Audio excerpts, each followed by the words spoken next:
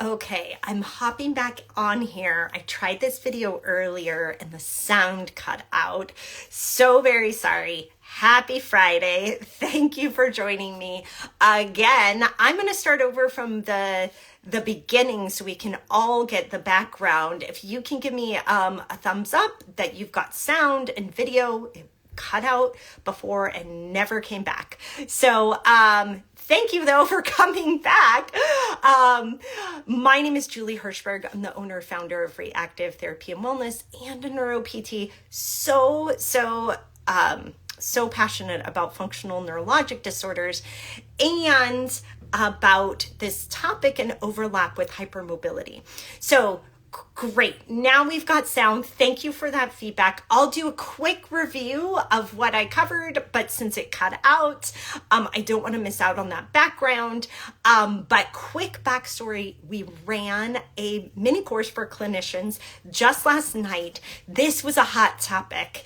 And then I got a great question from somebody who asked, like, how are hypermobility and functional neurologic disorders related?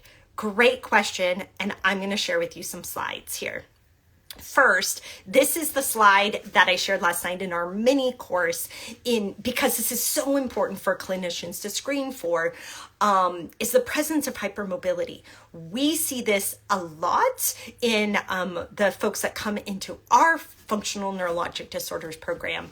And honestly, I was kind of curious, are other people seeing this? And absolutely they are, and it's coming out in the literature. So we do see that hypermobility is more common in FND than the general population. And potentially there's a shared pathophysiologic reason why. And I'm going to talk about the predictive brain in this. So I'll pull up that slide as well. But also these studies look at, could it be similar effects on the brain in the amygdala and the anterior cingulate? Could it be interoception impairment? Could it be autonomic control? Now, also what we see is a frequency of FND with EDS, POTS, and MCAS. Absolutely. That has not come out in the literature, but in the literature, the triad of EDS, POTS, MCAS is a clearly linked as co-occurring syndromes. So again, as therapists, as clinicians, we need to know and understand these disorders and screen for the presence of these in FND. These are not functional neurologic disorders, EDS, POTS, MCAS, not FND, but co-occurring, absolutely. Okay, now let me share one of these studies here. So let me just pull up this study. This great study by a group out of the UK and Japan, hypermobility in patients with functional seizures towards a pathobiologic understanding of complex conditions. Love it. Here is what they found. So in this figure, and the green is the comparison group, and on the orange is the group with functional seizures. And I'm just pulling up the article over here too. What you can see is the patients with functional seizures showed a significant degree of joint hypermobility compared to a comparison group. Here's what's really important is that they actually controlled for other things. So it wasn't that this comparison was related to age or sex or anxiety or depression. And I think that's really important. It really was related to these two disorders of functional seizures and hypermobility. And here's what they talk about in the discussion at the end. So this is a quote. We propose that differences in autonomic control, interoception, and brain structure associated with joint hypermobility may predispose people with joint hypermobility to functional seizures. Very interesting thought, but a lot more research needs to be done. So this links their comments, and this idea links very closely to this other slide from last night, which is the predictive brain. So the predictive brain, I share about this a lot, but this figure is from Hallett and colleagues' article from Lancet Neurology in 2022, where they talk about how the brain kind of predicts and prepares for movement. Now, this is a normal processing in the brain. This is what the brain does to save energy, to promote homeostasis. This is what all of our brains do. Planning and preparation create a feed forward signal that then is compared to actual feedback. And in functional neurologic disorders, there seems to be an overweighting of this feed forward signal. So prediction, expectations, attention.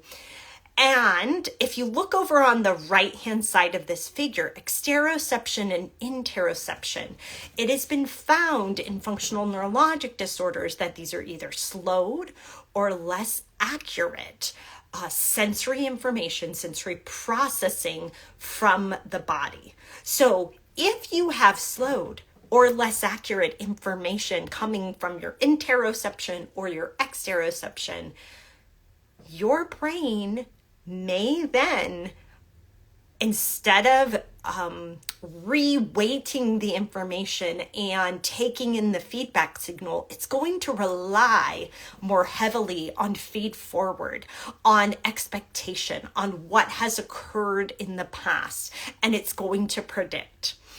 And this is precisely what we see in FND, and it makes a lot of sense then why somebody with hypermobility who would then have impaired joint proprioception and interoception due to the pathophysiology, or a person with sensory processing changes or differences in their sensory profile may then not get accurate feedback signals to the brain about what is occurring. This is why it's so important as therapists to test the sensory system. Now, and this is where they overlap, not only in hypermobility syndromes, but things like autism too, and other disorders of sensory processing. So very important to test out, and precisely why this could contribute to an over-reliance on feed-forward signals, and therefore really almost too much of the predictive brain, not enough of the feedback, which can really drive abnormal movements. So from the person who asked this question, thank you so much. This was a person that was diagnosed with EDS, POTS, MCAS, and FND, and didn't know those could be related. And they're not always related, so I think that's important.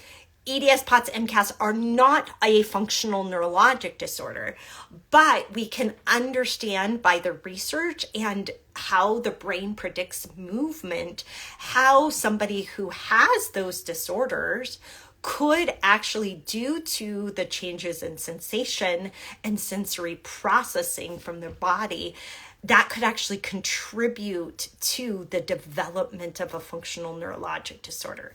It totally makes sense to me. Now, here is the very good news. Intervention helps. When you intervene at the level of those sensory pieces, when you intervene to help improve somebody manage and control their symptoms of hypermobility and POTS and MCAS, we can actually drive neuroplasticity in the brain to improve those feedback signals, to improve the predictions that the brain can make, and therefore improve the functional neurologic disorder symptoms, whether they're seizures or tremors or dystonia or pain or myoclonus or weakness or whatever those symptoms are. We can actually see changes because we've changed the sensory input and helped to change and rewire those predictions. So, I hope that was helpful. I hope that also answered your question regarding hypermobility and FND and that relationship. This is so important as a therapist to screen. And again, this is what we really went into detail in talking about in our course last night, our FND mini course, which was so awesome. Maybe one of the most fun times I've had teaching, to be honest. I had so much fun.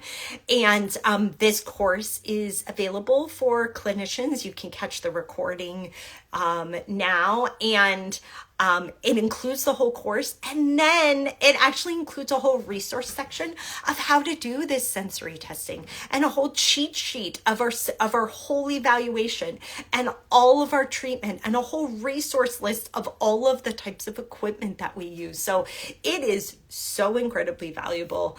I'm really, really proud of this course, and it's so much fun last night teaching it. So thank you for the questions. Please keep them coming. I so love hearing from you all. And if you're a clinician, get the course. If you are a person with FND, send the course to a therapist so that we can keep spreading the word and keep helping people get really great outcomes. I will send out, by the way, all of the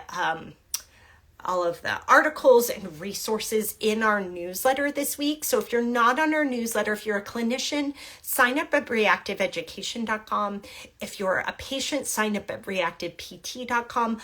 I'll send out the articles, the links to all of these pieces this week in the newsletter. Every week, our newsletter is jam-packed with what we're sharing, what we're learning, what we're doing every week. And I love hearing from you all who are on our newsletter too. So thank you so much. Have a wonderful weekend, and I will see you next week.